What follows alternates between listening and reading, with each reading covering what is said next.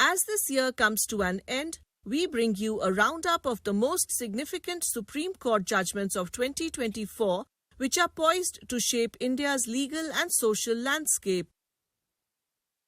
In a landmark ruling on 1st August 2024, the Supreme Court allowed state governments to create subclassifications within the scheduled castes and scheduled tribes categories to address disparities and ensure fairer distribution of benefits. Chief Justice D.Y. Chandrachud emphasized the need to address varying levels of discrimination while clarifying that subclassification was not mandatory.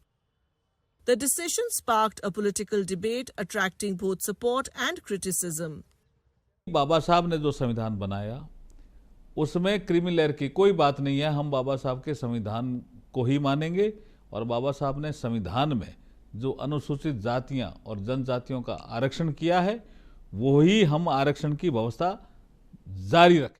उनकी टिप्पणी थी तो उसको वो भ्रम फैला रहे हैं कि क्रीमी लेयर वाली बात जो है सुप्रीम कोर्ट ने कह दी है, सरकार कुछ नहीं कर रही है, ये भ्रम फैला रहे थे। तो डायरेक्शन में और ऑब्जर्वेशन में फर्क होता है,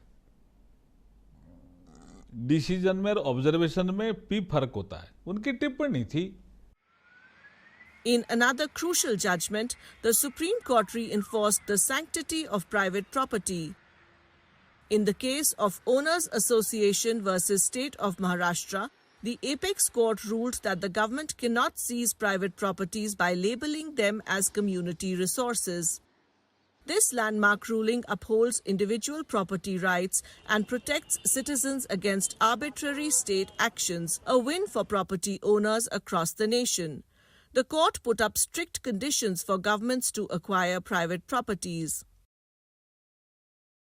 39B and C said that the ownership and control of the material resources of the community are so distributed as best to subserve the common good.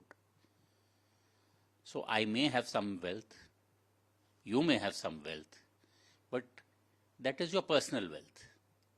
There can be times where that wealth may need to be accessed or redistributed to better serve society. In times of war, for instance, it may be that everybody will have to contribute. So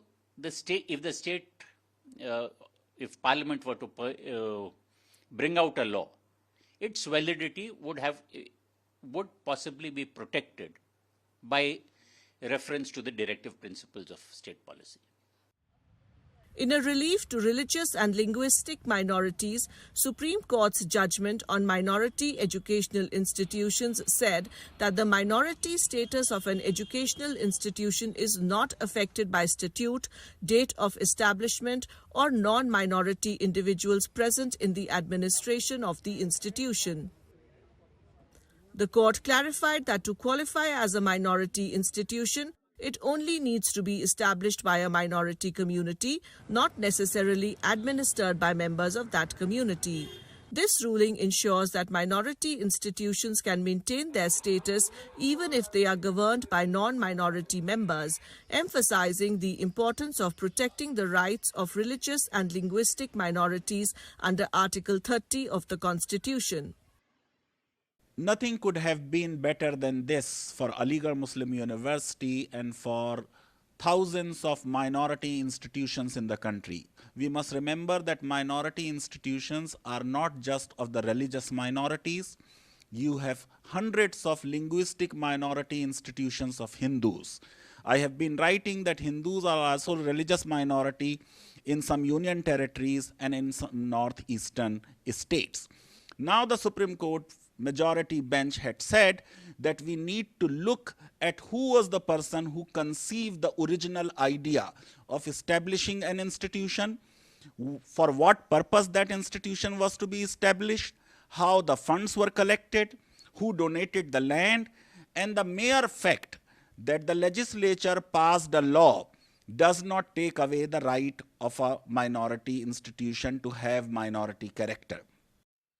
Other landmark judgments of the Supreme Court include the upholding of the constitutional validity of Section 6A of the Citizenship Act 1955. This section grants citizenship to migrants of Indian origin who arrived in Assam between 1966 and 1971. The ruling strengthens the position of those who have long been a part of Assam's cultural fabric, securing their rights and ensuring social stability. The purpose of the legislation was to recognize the Accord, the Assam Accord, which was after a protest that was caused due to migration and so on and so forth. And the court today has upheld the 6A provision that in effect made the law that follows the accord, that there would be a cut-off date of 1966. Anyone who entered India and is ordinarily resident before 66 would be a citizen. Someone who came between 66 and 71 would, with the qualifying elements, would after 10 years become a citizen, and those who came after 71 will not be citizens. So that's what the accord was in rough, and that's what was recognized in the legislation. That legislation has been upheld. So what does it mean now? A lot of people are still hanging there. No, it just means anyone who had come before 71, 10 years have passed, therefore that person also would be a citizen. Among other important judgments given by the Supreme Court in 2024 included quashing of the Gujarat government's remission order for 11 convicts in the infamous Bilkis Bano gang rape case, underscoring the judiciary's authority to quash such orders. The court also invalidated the 2018 electoral bond scheme, ensuring transparency in political donations and enhancing free and fair elections. Responding to a series of bulldozer actions threatening the basic principles of natural justice, the Apex Court issued guidelines to curb illegal bulldozer demolitions, reinforcing fundamental rights, procedural fairness, and accountability in executive actions. These decisions collectively highlighted the court's role in upholding justice and democratic principles. The Supreme Court has basically said that you cannot bulldoze people's properties just because they are accused of a crime. It has further laid down detailed directions as to how lawful demolitions are to be carried out. There may be cases of encroachments where demolitions are necessary, but even there you have to take all these precautions. किसी पे भी इल्जाम लगा के घर तोड़ देते थे।